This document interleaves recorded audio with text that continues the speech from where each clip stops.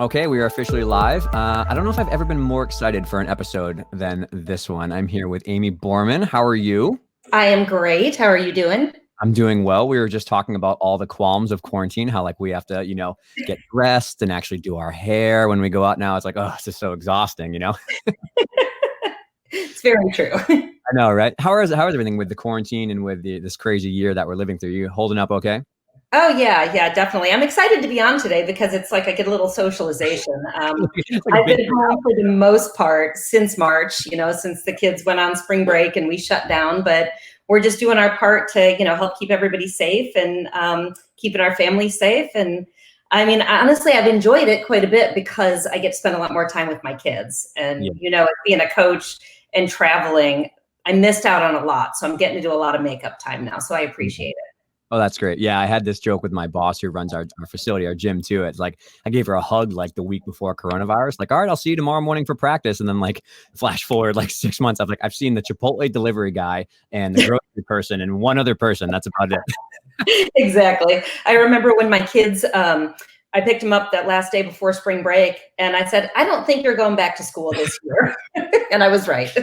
Yeah, we had that too with the girls that we coach. They were like, I don't know if I'll see you for a while, but we'll see how this all plans out. It's funny how far we come, right? Like, next week we'll be back to the gym. And like 6 months later, here we are. Right. But I think we're all hanging in there okay. Yes, I think there's a lot of silver linings. It's definitely challenging for sure, but there are some silver linings which we can chat about. So it's not all bad for sure. One of the things, so there's multiple reasons I wanted to have you on the podcast for many reasons. Obviously, you have a laundry list of accomplishments with your other athletes, Simone, and all those things you're known for. But I think that I've never seen a faster change in gymnastics the last 6 months to a year than I think I ever have in my life. And I've been in the sport 20 years. So I think we've seen more change in the last year than we have in the last 20 years because of so many different things that are going on. But I really feel as though we need to do a better job of not only talking about the negative, but maybe talking about some, coaches who are doing a really great job, some programs that are doing a great job, some uplifting stories that are not just social media. So I value you because I think you're an amazing human, but obviously you have a lot of positive experiences that I would like to try to provide value for the listeners for, if you're okay with that. Absolutely. Yeah. And this is going to be the 100th episode. It's not coming out for another month or so. So I have to like hold back the secret for like another month. So I'll be chomping at the bit to let this one go out. But I guess the first place to start is, again, on the positive skew is, I mean, everybody kind of looks at you and your relationship with Simone and the enormous accomplishments that you've had professionally, but also just as a relationship with her. And I'm wondering if there are keys that you view in yourself or that you've seen in other coaches that allow you to have a positive experience, but then also still reach high level goals, whether that's get through gymnastics safely or a college scholarship or go to the Olympics. Like, I'm just curious your thoughts on what you feel needs to happen.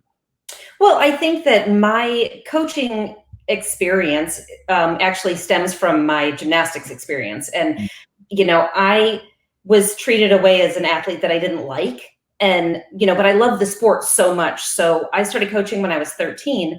And with that, I was like, remembered how I felt when I was that little girl and, craving my coach's attention and not getting it and not being good enough. And, how it kind of, it almost tried to suck the love of gymnastics away, but my passion for gymnastics was just too strong.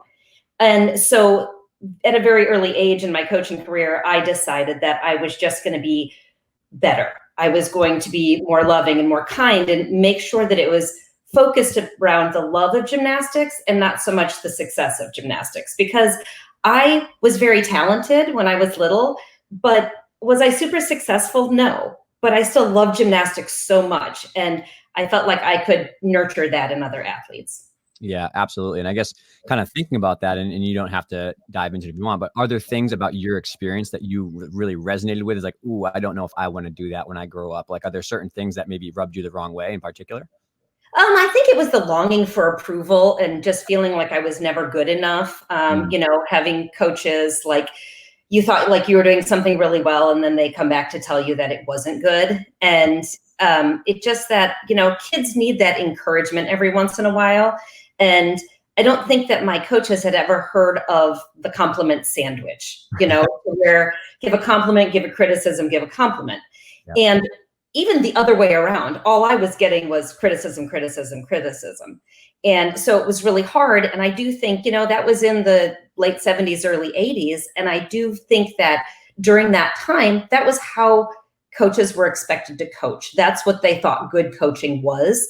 How far can we push this athlete? And I think that they missed out on a whole generation of kids who loved doing gymnastics, and they forgot they were kids because they just wanted to treat them as athletes. But they have to be kids first. Yeah, you kind of took the words out of my mouth on my follow-up question is, do you think that that is a product of the sport being so perfectionist based, whereas like there's always something to work on, there's always an improvement, or do you think that's more of the individual themselves who maybe need a moment of self-reflection on a compliment sandwich or looking at the positive as well? Well, I do think that our sport by nature is one of criticism.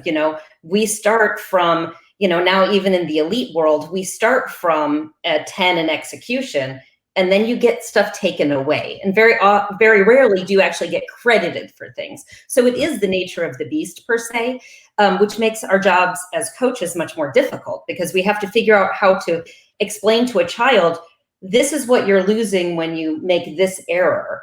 And turn that into a positive, constructive criticism to get them to want to eliminate the error instead of fear of rejection and negativity. Yeah, that is an art, right? That is kind of the art of coaching is how do you skew and make things positive and progressive, but then also how do you still continue to make them feel good about their gymnastics, right? How do you make sure it's like there's a fine line between constructive criticism and just being mean, right? There's a difference. Absolutely. Absolutely. And, I'm sure that there were times that my coaches were just mean to me. And I'm not saying that I had all bad coaches. I did have some very loving, nurturing coaches, but there was one coach in particular that really set me on my path to coaching. And it wasn't because I was so inspired by him. I was more beaten down by him. And I thought, this isn't the way it should be. Yeah, no, I completely agree. And I think this is actually ironic the way it's coming out with the podcast is we had Paul Sargisen, who is a very high level elite male coach. And he was discussing how, under the pressure of a competition, like his senior athlete was supposed to do a 2.5 and it was for a big win. They were at an international meet and like he pulled the plug because his ankle was sore. And I'm curious about you. How do you manage the pressure of parents, college scholarships, national team timelines, anywhere from like the hopes all the way up through like certain milestones.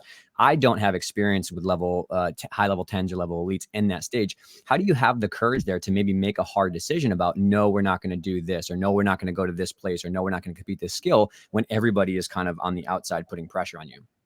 I think the best way to start is to think about what the end game is, and I'll use Simone as an example for this because, when her shoulder started acting up and she was supposed to be competing in American Cup, and it was, 3 days before American Cup and her shoulder was still really bothering her. And I said, what's your end game? Is your end game to win American Cup, or is your end game to go to World Championships and win World Championships this year? Because if you tear your shoulder because you're forcing your body to compete in American Cup, you could miss out on the opportunity of winning worlds. Yeah. So I think that has a lot to do with it. And it was never my full decision. It was our decision. It was something that it was actually her decision. I would present her with, I would just lay all the facts out in front of her. If this, then this. This is something that could happen. So, and she was old enough definitely to make her own decisions by the time she got into elite. Prior to that, feeling the pressure of college scholarships, and even if it's just a level 5 state championship, there's still the pressure from parents. You have to do what is best for the athlete. You have to put athletes before egos, no matter what. And that includes your ego as a coach. That's your ego as a club. Those are parent egos. Look at that athlete and what is going to be the best for the athlete and their health. Yeah, absolutely. And this is, I want to hear your thoughts on this, but this is something I've noticed. I've been lucky to work with a lot of higher level international coaches around the world. I've noticed with Nick, I've noticed this with Paul in the podcast, is the only way you can make those hard decisions is if you have confidence in yourself, in your own self-esteem, and your values are aligned to know that the performance that Simone has is not going to equal if you're a good coach or not, or if you're a good person or not. And I think you mentioned like the fear of social judgment and the social rejection. I think a lot of coaches have not had that harder conversation with themselves about what do I stand for, and tying their self-worth to their integrity as a coach. And they lay it on the athlete. And so one, that's unfair to the athlete, but two is like, you don't have the stomach to take some of those harder decisions. So I know, what are your thoughts on that conversation? Well, it's interesting because we're working on a chapter in my book right now about the 2013 U.S. Classics, when we ended up scratching her, on the last event. And I'm going through it and reading it. And, people thought that we scratched her because she wasn't having a good showing, and she wasn't going to win and all of this. And so I did get some kickback on that. But the reality of it is we ended up scratching the last event because when she went to go warm up the last event, she got lost in the air. And I'd never seen her get lost in the air like that before. And she landed really hard in her warm up. And I knew right then and there that she had a very good chance that she could injure herself. And it was like, again, what's the end game? Is the end game for you to do all around at classics? It wasn't even a matter of winning classics at this point because she had already had a couple of falls. But, it was, this is your safety here. And we've got to pull you and get back to the drawing board and figure out what the problem is. Yeah, absolutely. And I guess looking back on those years and things like that, I mean, and I want to kind of frame this conversation because I know a lot of coaches are, with what's happened in the last 6 months with Athlete A, with the Gymnastics Alliance movement, with like especially COVID and the break and stuff, they're looking at wanting to make pretty aggressive changes for themselves in their gyms, but they feel as though there are people maybe above them or next to them and their coaches, parents, athletes, whatever, that are really not open-minded to those kind of things. Are there things that you did communication-wise or talking with Simone about, in your time, it was the national team, it was Marta, it was people that were really, intimidating in terms of like you as a coach. I think a lot of people are feeling the weight of the world on them at their gym club. How do you have that conversation, or do you have that conversation? Do you just pull it and say like, no, we're going to do what we do? How do you navigate the in the trenches moment of like pulling someone out of a competition or saying, no, we're not going to do this, or really kind of standing up to someone who maybe is a legend, so to speak, in their community? Right. I know it's tough and you get anxious and everything, but you have to go back to what your root values are. And, my root value being athlete centric was what's going to be best for the athlete. So in a situation where you're getting a lot of pressure from the higher ups or even from parents, I mean, I was really, really fortunate that the Biles were almost always on board with what decision I had made. And it was usually made in collaboration with them. A lot of thought went into it. And then when it came to national team stuff, we had made the decision early on that we were going to take the stuff that was useful to us and use it. And everything else that we didn't find useful to us in our training program, we threw away. So we never felt the pressure, or I can't speak for Simone, but I never felt the pressure as a coach to follow a strict guideline of what maybe somebody on national staff was telling us if I didn't think it was going to benefit Simone. Sure. Yeah. And that was me knowing my athlete well enough. And that's because I never train my athletes in the do as I say just because, all of my athletes have been a part of their training. They've had decision-making abilities in their training. So, to take an example of when we declined going to camp, that's a big no-no. Like, who declines going to camp? But I knew it wasn't going to be right for Simone's state of mind to go back to that camp. Then we realized there would probably be repercussions for it. But our choice was, okay, well, we're going to go back home and we're going to train. And it just so worked out that the next meet she showed up to, she won. So it showed that it was the right decision for her. It might not have been the right decision for another athlete. Another athlete might have done better getting back into national team camp, but that's where the communication and the relationship with your athlete is so important.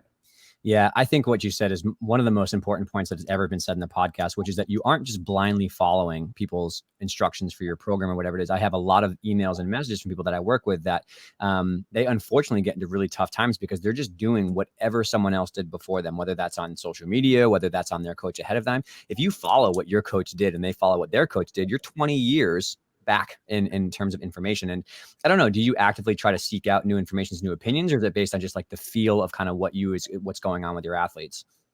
I think it's a little bit of both. I think it's mostly feel and gut instinct. But I like to educate myself. I like to educate myself on all sides of a topic, all different kinds of techniques, because there isn't just one straight line. Gymnastics and athletics in general, it's going to meander in and out depending on what's best for each athlete. So it's important to know more than one way, because if you're not getting through to an athlete one way, it's not because they don't want to do it. It's that they're not understanding it. These athletes show up for endless hours of practice because they want to achieve, they want to be successful. Right. So what a lot of coaches do who are very, on a narrow path and very, narrow visioned, I'll say, not narrow minded, but narrow visioned, they get frustrated. The coaches get frustrated that the athlete isn't understanding it. And they think it's something wrong with the athlete instead of something wrong with the approach. Mm. Yeah, absolutely. And I think this is something that Nick and I talked extensively about in the podcast is, in my opinion, I think most people are well-intentioned. They just lack the education or maybe the tools to have solutions to their problems. They see an athlete that can't turn over the Yurchenko enough, or they just can't quite get through a floor routine, and they kind of panic a little bit. And I think in my opinion, they make a mistake of just adding volume and adding intensity. Mm-hmm. That's yelling or whether that's putting more effort and stuff. And I think I learned this the hard way, but it's really important to just pause and reflect and okay, like what am I missing here? Do I need help? Do I need drills? Do I need opinions? Like, I think people sometimes get so stuck in that just like more method. That's where problems come up, in my opinion.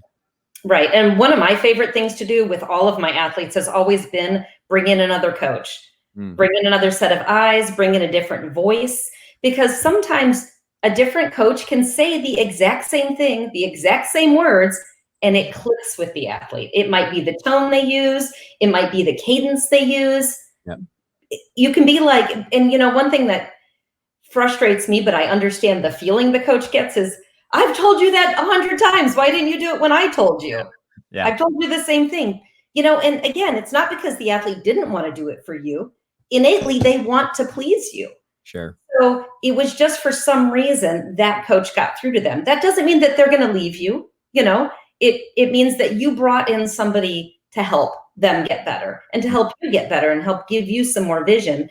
And I've actually been ridiculed for bringing in other coaches when I've been stuck with something, or, and it's ironic, I've been ridiculed for educating myself more. So instead of when I was a level 9 coach with an incredibly talented athlete, instead of just saying, well, I think this athlete should go to a different coach because I'm not qualified, I made myself qualified by getting the education. Yes. Yeah. Something I've always respected you enormously for is that I think that Simone is clearly an outlier. She's incredibly talented, right? And I think I've never witnessed you say like, oh, that's my doing. Like, oh, I did that. Thank you. Like, you never said it was your effort that did that. I think you understand and you appreciated that it was a partnership and that it was a communication. I see a lot of coaches, and I'm not going to go into names and around the world, stuff like that, but like people who get one really talented athlete and then that rocket ships them up to the top of the status board. And they're like, well, look at these athletes that I produce. Of course I'm the best. Of course you should listen to me. And everybody, back to our first point, they blindly follow those methods, not being like, okay, what works for Simone is not going to work for the other 20 kids in your gym, and vice versa. If you follow that groupthink mentality, all you get is an echo chamber where people just tell you you're awesome. You don't get contradictory opinions and stuff like that. So I just want to say I value you a lot for that. Thank you. Yes. And kind of on that point, moving off it, is I think we're in, like I said, a time of enormous change. And I think that people really feel the weight of that change. They want to change. We hear the stories of Gymnastics Alliance and people who are kind of unfortunately not having great experiences. And I do feel as though people want to change, but they feel like they're looking up at a mountain that's like enormous, right? And they're trying to like, where do I start? What do I do? What is your advice to people who are kind of in that situation of like, I realize I made a mistake. I realize we made a mistake and I want to do something different. What is your opinion on what's the first few steps of actually changing your gym's culture or your own coaching practices? I think that the very first step is listening. I think to have a very open mind when you're talking and questioning, your athletes and your parents, and have them be really honest. And you need to be able to take the criticism.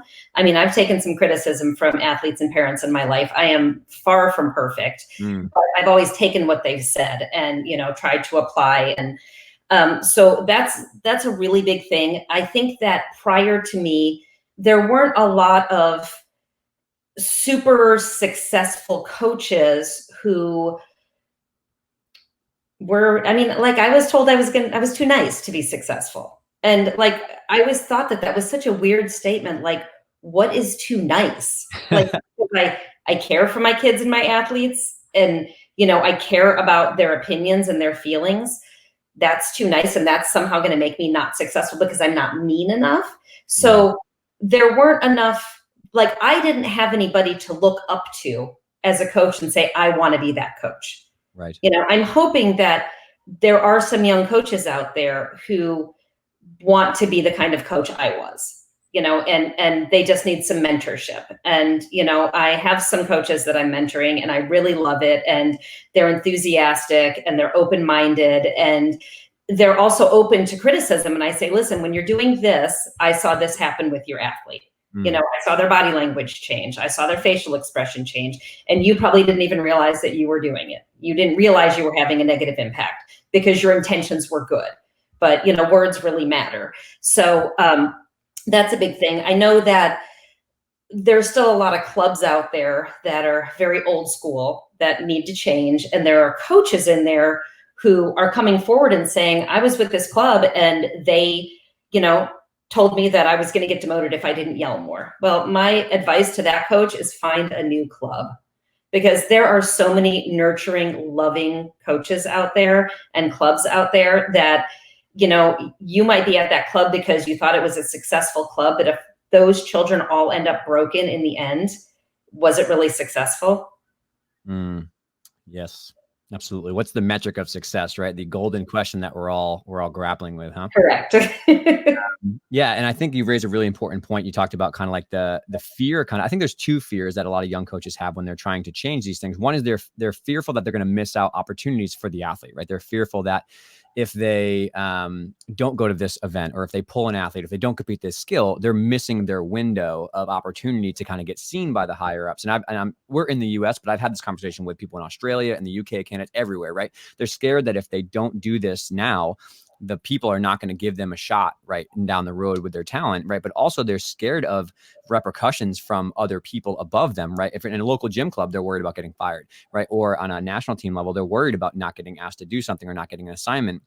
How did you, or how do you recommend people deal with those fears and those worries? Because those are really heavy for people, especially when their livelihood and their job depends on, you know, these gymnasts and these coaches' careers and things like that. I think if you stick to it, you know, and you stick to, again, your gut instinct about how to treat people, you're going to see that those athletes come out to be more and more successful in competition. So not only are they healthier physically and mentally, they are going to be more successful in competition because they're more confident. They know that they have control over their training and their body and, you know, decision making. So they feel empowered to, you know, to be like, their success is more intrinsically driven instead of extrinsically. So, you know, it's not, I'm doing this to please my parents. I'm doing this to please my coach. They're doing it to please themselves. And that is such a better motivator. And, you know, when we made the decision again to like not go to that camp, we got to the point where we were like, if we keep winning, they can't tell us no. They're not going to keep us off a team if we keep winning, because I walk up and I say, she's not going to take any more turns.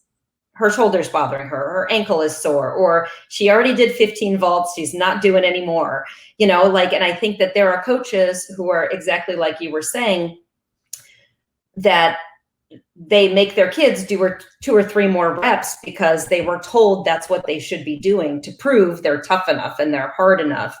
And in reality, you know, like, people will say that it was easy for me because I coached Simone, but Simone is the athlete that she is because of the way I coached her, you know, and I'm not taking away from her talent. That's everything else that nurtures that talent. Yeah. So had she had a different set of coaches and a different set of circumstances, who knows if she'd even be a gymnast today.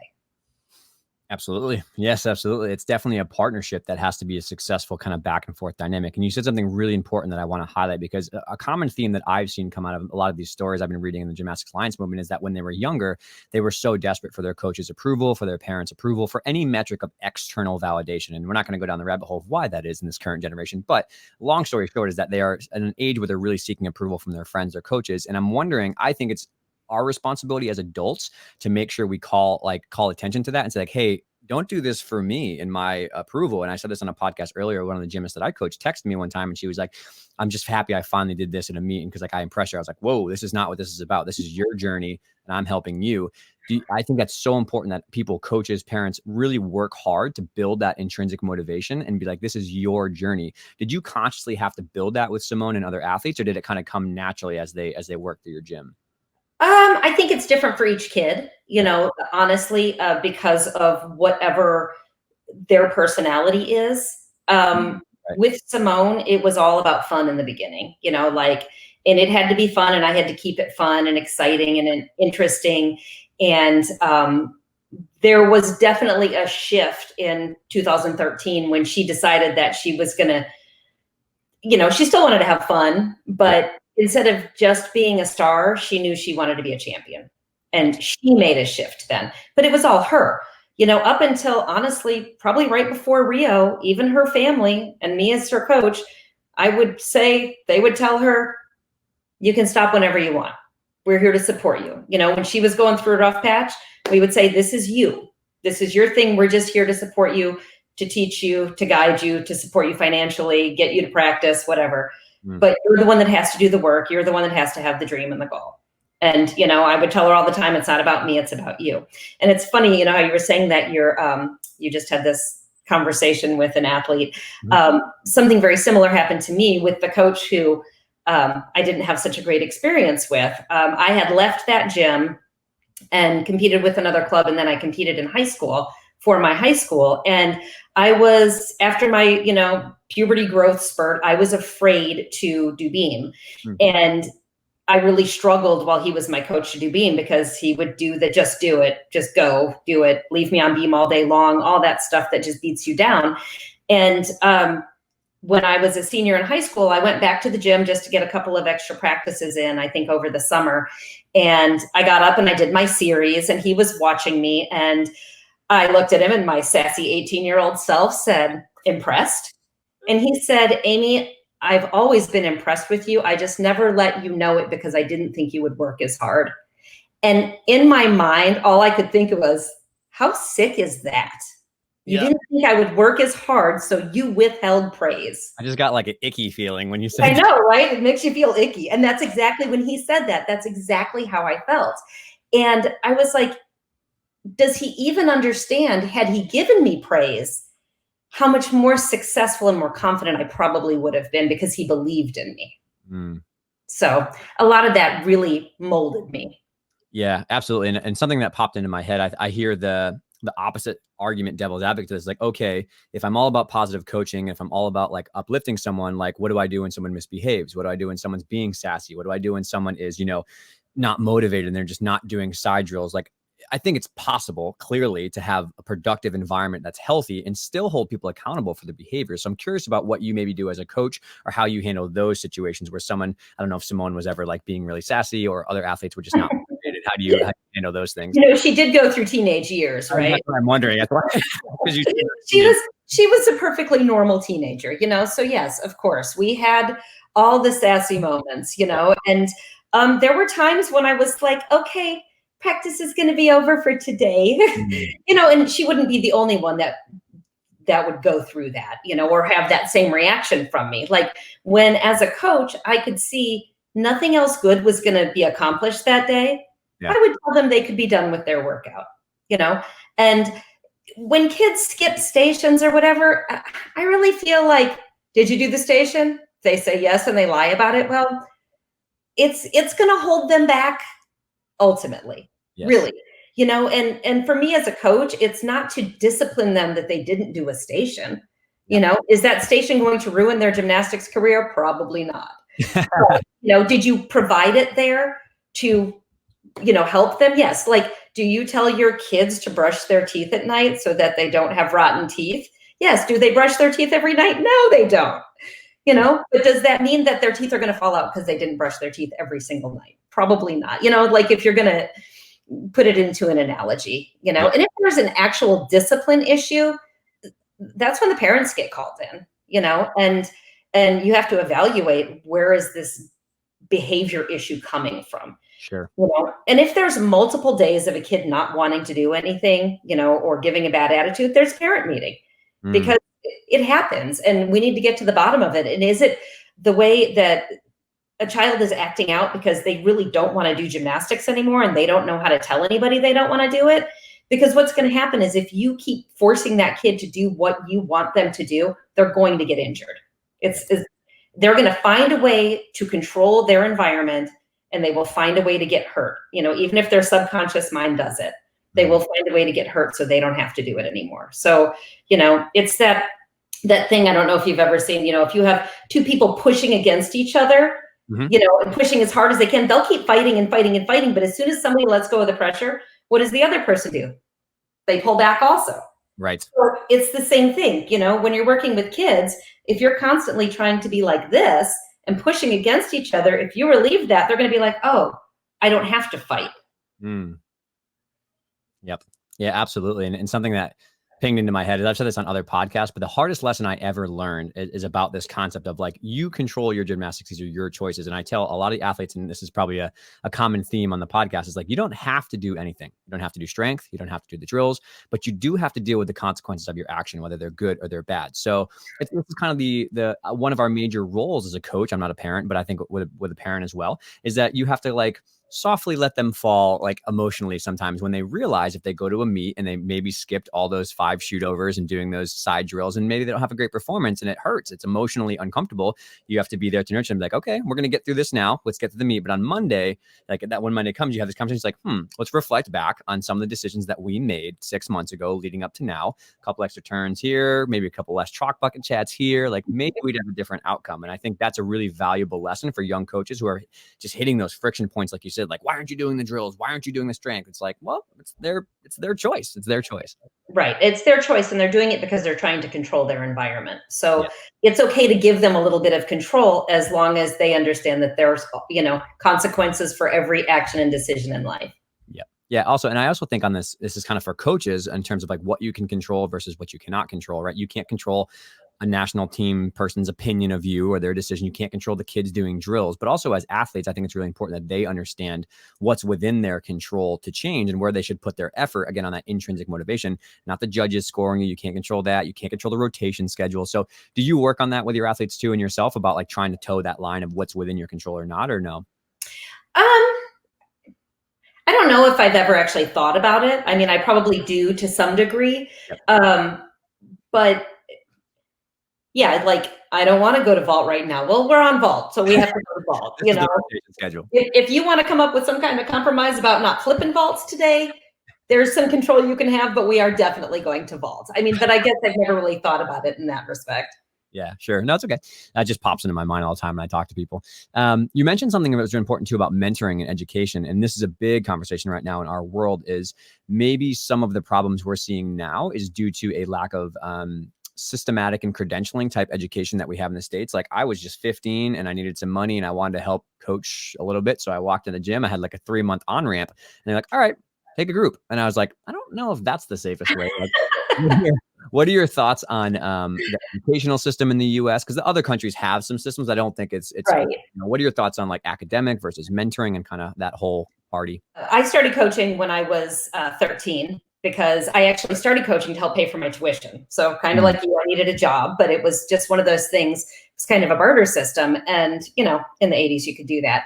And I went to college, but I don't have a college degree, but I did major in sports business. So I do have some background on, I had to take anatomy classes with cadavers and, I had to take child psychology and I had to take all of these classes that were really, really beneficial. Now, I don't know if, I believe you saw my, my questionnaire that I put out. Yes. And it's interesting because I did jot down some notes from it for the, particular area. And so one of the questions I asked was, if you had to go back to school, i.e. a college education for professional coaches, because the majority of the coaches were over the age of 25 and had at least 20 years of coaching experience. Gotcha. So we had almost 120. Yeah, we had 120 responses on it. So 65% of them said that they, yes, definitely would go back if that were a requirement, which is great because that's saying that these coaches are passionate. And if they felt like the requirement was placed in front of them, that they would still want to coach no matter what it took. So that was really good. This is very interesting. 99% of them said that you should be required to take child psychology. Whoa, that's 99%. Yes. Wow. And what do I have here? Just under 92% said you should have to take some kind of anatomy and physiology or physiology. And 81% said you need to have some education in nutrition. Now, that's not going to say that you should then consider yourself a surgeon or, a dietitian or anything like that, but you should have base knowledge of it. because we're dealing with these little humans and we're so influential in their lives. And we have, we spend more time with them than their parents do usually. If you're talking about any competitive kid, a lot of those times those kids are in school for 8 hours a day, and then they go to gym for 4 hours a day. And then they go home, they eat dinner, they do their homework, and they go to bed. So their parents we are more influential to them on a day-to-day basis than many of their parents are. Yep.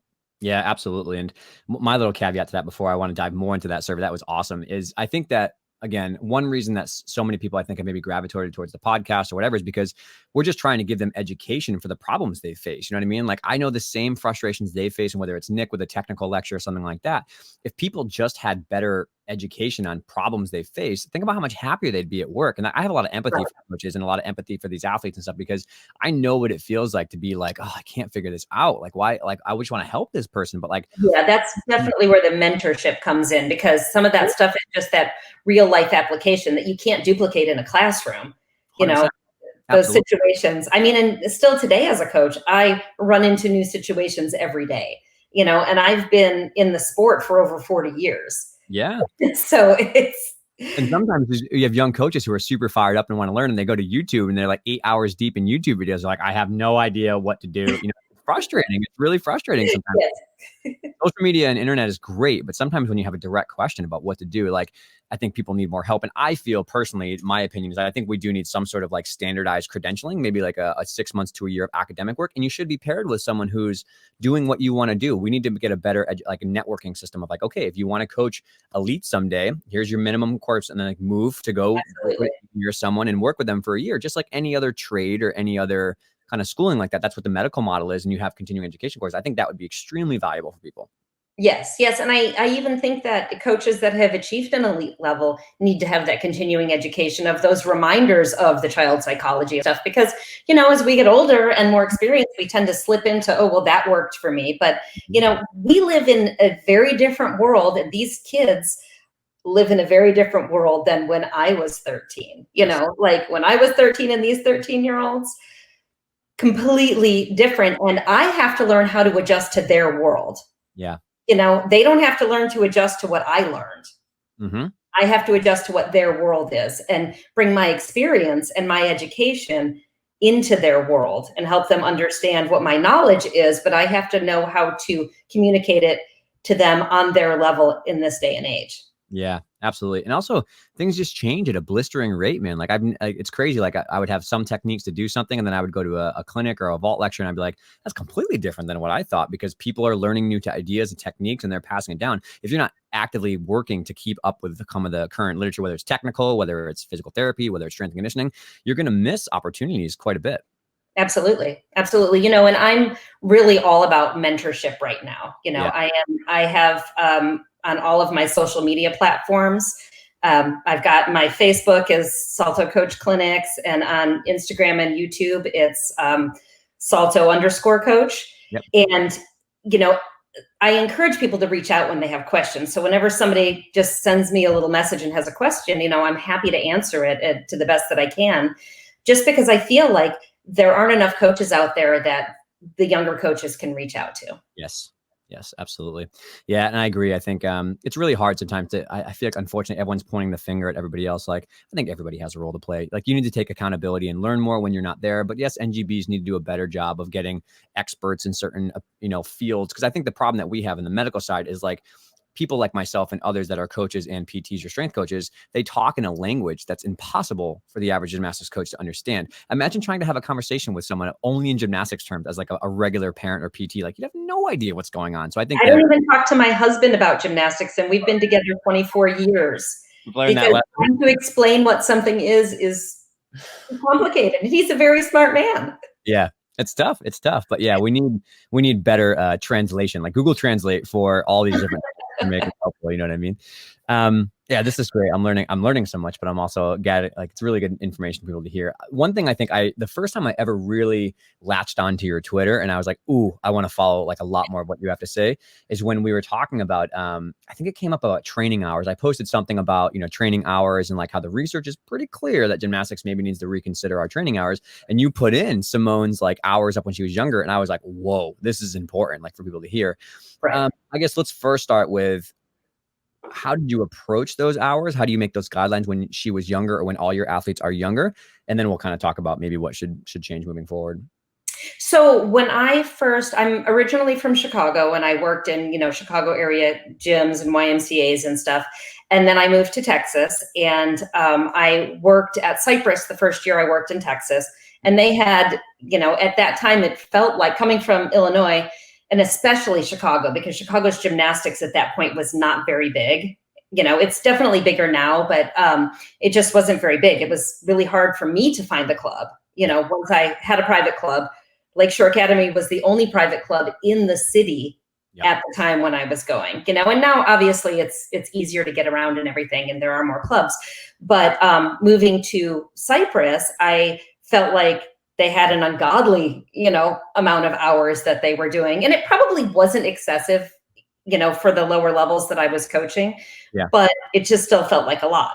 I worked there for about a year. I got used to that schedule. Then when I went to Bannon's, I felt like the hours were too low and they weren't accomplishing what they needed to accomplish. So I started slowly upping the hours. Now, Simone was always just a team member of Bannon's. She didn't have a special schedule. We didn't, it wasn't until I think she made national team, or right before she made national team, that she even started doing 2-a-day trainings. So she just went along what we did with the hours. I think our compulsories did at most like 12 hours a week. And I have more stuff jotted down from that survey, because that was a question I wanted to see, like, this is what I did. That was my favorite question. Everybody else do. So one of the questions I asked was like, do you think that hours should be regulated? And most of the coaches that responded said yes, that they did think that hours should be regulated. They felt like they should be regulated by the NGB of the country. At 70% of them, actually. Wow. And a good thing about that is, I think it would, have that oversight. The bad thing is I feel like it kind of passes the buck a little too much. Yeah, for sure. But also it's a good thing, 20 in the gym hours training is sufficient. Does that mean you can't do other things? No, it doesn't mean you can't do other things. But as far as being on the equipment kind of thing. So let me see here. I might actually have to. Okay, so 80% of those coaches that responded said that they should be regulated not by age, but by the level the athlete's competing. Right. Now, obviously, all of this stuff would be difficult to regulate and enforce, but it is interesting that with, this this group that answered the questions, that they really did feel strongly about it, as a group. So just some numbers that they came up with, almost 50% felt that compulsories should be training under 10 hours a week. And I can tell you that I know for a fact there are some clubs in Texas that train their level 4s 35 hours a week. Goodness gracious. Yeah. And they're beautiful level 4s, and they're going to win the level 4 Olympics. But the fact of the matter is that they might not ever get to level 5 because they're burnt out and they're bored and they haven't had any fun and they've given up, their very young childhoods to being in the gym all the time. And they're there because they love it. And they're doing gymnastics because they love it. And then suddenly one day they're like, I'm not doing it anymore. I want to go to birthday parties. I want to do, the stuff that my friends at school are doing, if they're even in school. A lot of them homeschool. Right. So lower level optional, 60% said under 16 hours. Upper level, 55% said under 20 hours. And elite, 50% said no more than 30 hours. So, just to kind of break that down. Now with Simone, she did 20 hours, I think, until she was a level 10. Yep. And then we may have bumped up to 24. What do you know what age that was when she went level 10? 10? I know. I knew I was going to ask. 10. I don't know. Honestly, I hate when people ask me dates and stuff because it really all blurs together. Especially once she started homeschooling. And, at that point she was doing 30 hours total. But so it was 2 3-hour practices. Yep. Take that. Yes, 2 3 hours. So 3 hours in the morning, 3 hours in the afternoon, 5 days a week. Got it. So I have never felt it necessary to train more than 5 days a week. Mhm. I think that the body needs time to rest. I kind of feel like one day off is for your body to rest, and the other day is for your brain to rest and for you to be a kid. Like I think that that's really important. However you want to break it up, Yeah. there is no reason for these kids to be in the gym all the time. To me, that's just like about control. Mm. And, we're seeing that with the COVID break, how many people actually came back healthier and stronger and rested and confident and eager, like wanting. Like, I think that especially at the elite level, these athletes came back and they have this fire in them, like, which can tend to diminish the more you're in the gym. Because when something becomes so routine, yes, your body's used to it, your mind's used to it, you do it. Yep. But it doesn't mean that it's actually driving your fire. You're more doing it just because it's what you always do.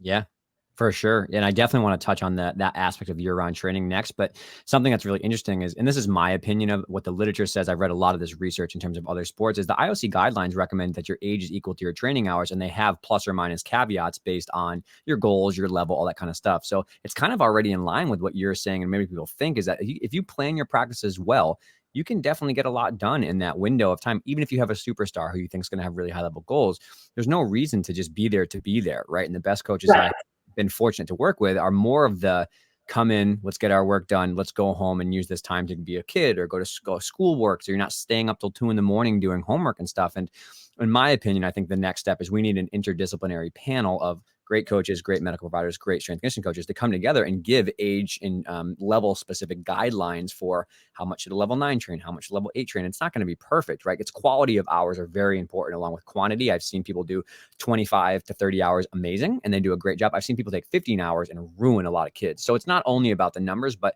we need some sort of guidelines. I get so many emails about that. Like, what should I do? What's an estimate of what I should do? So that needs to happen for sure.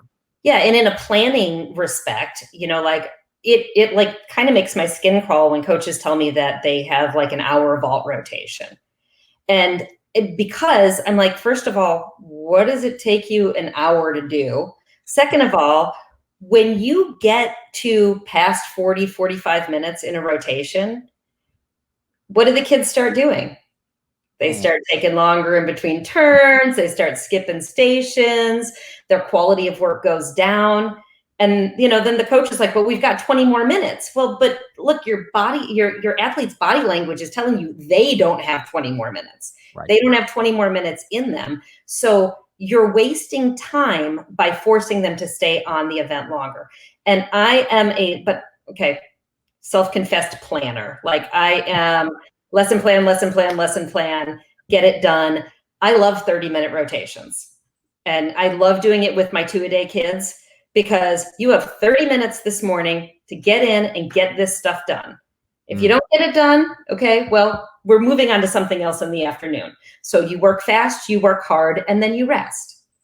And, we come back in the afternoon. So if we're doing basics in the morning, we're doing skills in the afternoon. Sometimes we'll do skills in the morning and basics in the afternoon. So it's not, but they're still getting an hour of training. They're still getting an hour on bars that day. But if you go an hour straight on bars, your hands are dead. Your arms are dead. Your legs are dead because you've got to squeeze them so hard. Like bars is so physically demanding on the body. And people think it's not because, they're just hanging. No, they're not. It's a lot of work. I remember Simone telling me that the thing that would get the most tired on bars was her legs. Yeah, absolutely. It's interesting. I mean, there's a really geeky conversation about, we had someone who specializes in like cardio and energy systems. And they talked a lot about how people misconstrue that your arms work so hard and your legs do nothing. But yeah, you're squeezing your legs super hard, but those muscles in your legs are working hard to clear the tiredness feeling of your upper body. So it's pretty common for someone to feel really wobbly legs after a bar set. Mm-hmm. Fun geeky fact there.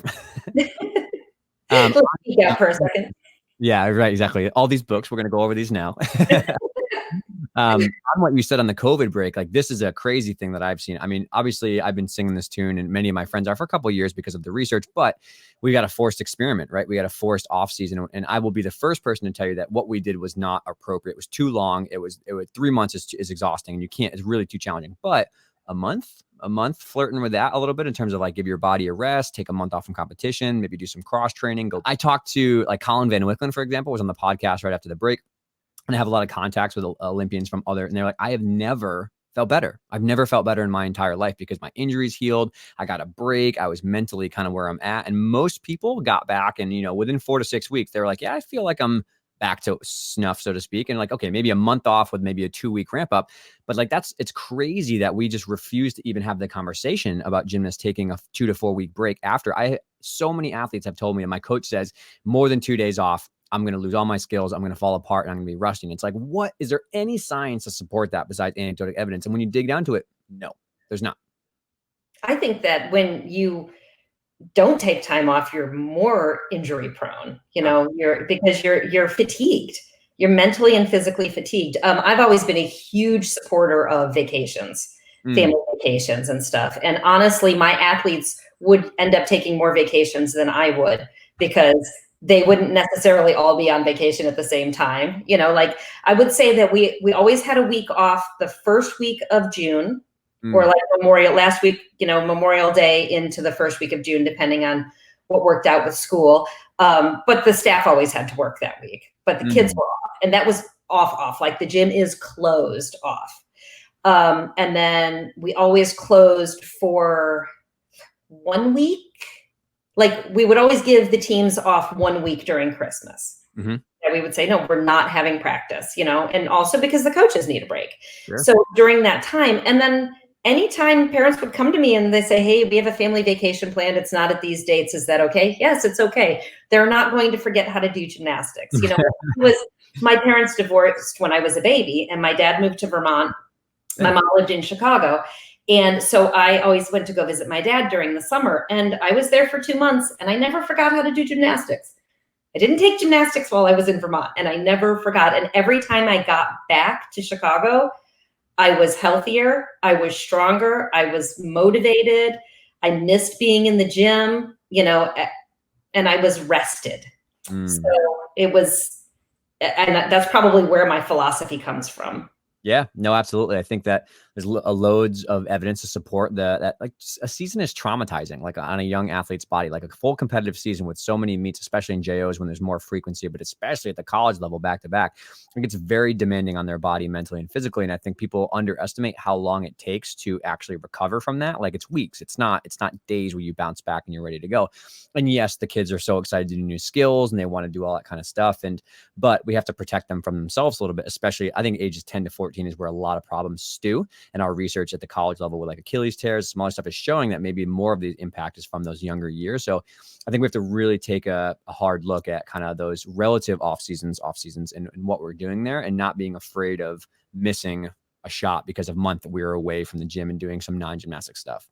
Right. And, I will say that like, that's always been a really firm belief of mine. And I know that when, I changed gyms and started working with other coaches who had the philosophy of, we're going to train 6 to 7 days a week and you are not allowed any time off. It was really hard for me to get on board with that. And I mean, I guess I didn't really get on board with it. But, like even specifically with Simone, as we were gearing up for the Olympics, she did go to training 6 days a week, but half a day, one day was physical therapy and the other day was just a short practice. Yep. And honestly, had it just been my decision about the training schedule, it still would have been 5 days a week. It might have been Monday, Tuesday, Thursday, Friday, Saturday. And so she had Wednesday and Sunday off, which I've often done in my schedule. But it doesn't have to be 2 consecutive days, but like, I just don't see the need to be training those days. No, I'm the same way. I've always believed in a 5-day schedule, and we always have Tuesday or Wednesday off. One, because physically we go pretty hard on Monday and Tuesday, but also just like the midweek break to get your schoolwork done. If you have a meet coming up, to like get ahead on a project and not be waiting to do that all at night is so valuable for the athletes. Yep. And now, so we've kind of gone the layers, right? We have training hours, the controversy there. We have the year-round training debate controversy. So we have to talk about the peaking age, right? We have to talk about how this change has happened. So obviously Simone is older, and we have Ellie Black, we have Becky Downey, we have multiple examples around the world of athletes that are not only doing well at that age, but they're actually better, I think, at that age. And I think I'm really curious your thoughts on what maybe how your opinion has changed away from the narrative of the 80s and the 90s, which is like 14, 15. You got to have it all done. You got to get whatever. And now the conversation is you got to have your scholarship lined up by 14. You got to have all your D skills to show off. And I think we are really setting kids up for a disaster when we say that that's the age we want to peak them at or have them be ready for, instead of looking at the 18, 20, 22 ranges of like, just calm down. Just like, let's pull back the brakes a little bit. Like, what are your thoughts on all of these conversations around peaking ages? Well, I think that these older athletes doing so well is because they have ownership of it. They are adult women and they have ownership. There were always the comments of, well, men have more ownership over their gymnastics because they're in college or out of college while they're competing elite. And, we're dealing with little girls in our elite system. And I think that trend is changing and I love it. I have never really signed on with the whole, you got to be elite by 12 thing, because I just don't understand the point. If you can't compete at a Worlds or an Olympics until you're 16, then why do you need to be an elite by the time you're 12? Because let's go back and statistically look at how many top juniors ever made a world or Olympic team. There aren't many. There really aren't many. Why? Because they burn out. They usually burn out physically, because like once you're an elite, you tend to have that drive for that international competition. But their bodies they can't do it anymore because they were forced to do so many repetitions of so many incredibly difficult skills at a very early age. Yes. That their bodies just wore out, and I can say at 47, I'm suffering from injuries that I never took care of, or just joint breakdown, from when and I quit gymnastics when I was 18. So, I know that those are issues. I think we have a really big issue with college recruitment because, yeah, it's true. If you're not on somebody's radar by the time, if you're not competing at Hopes or as a junior and you want to go to top schools aren't even looking at you. If you're not an elite, and even at that, you still have to be a top elite, junior elite, because I've had kids who did junior elite who didn't get recruited to any big schools because they were at the bottom. Whereas if they had been a top level 10 at that same age, they would have gotten a lot more college recruiters looking at them. So that is kind of a weird balance there. Yep. But, how do we get it so that the colleges I know that they're trying to do a lot about recruitment age, but still in their mindset is, well, they need to have these skills by the time, no later than 14. Right. Well, but you don't know, like those kids haven't even gone through puberty yet. So how do you know what their body is going to be like and how they're going to function as they're growing? Teach these skills early so they're familiar with them, and it's easier to teach them when they're young and small and they're easy to spot. But that shouldn't be when we're recruiting them. Yeah.